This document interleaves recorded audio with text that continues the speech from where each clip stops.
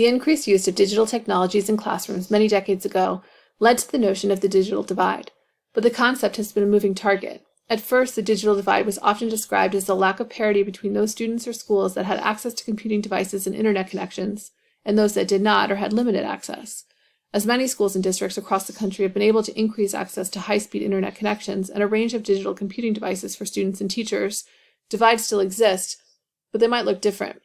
Weiberg and Butler suggest that divides may exist when students do not have equitable access to 1. Up-to-date hardware, software, and connectivity, like the original divide. 2.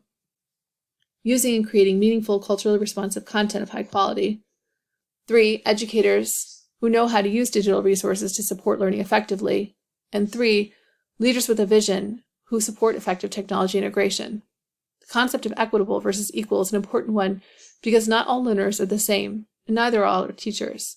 Our needs vary, and so the hardware, content, and learning support one student or teacher needs may be different from another. As a technology coach, you are a key component of the leadership team, which supports effective technology integration and helps to determine equitable access that can help close the divide. As you review resources in the companion document, determine how they can help you take action to achieve equitable access to digital resources and educators who can use them to support student learning. Consider the action steps you can take and the evidence you can collect to demonstrate you understand equitable access across components of the digital divide, either those outlined here or other disparities you may uncover.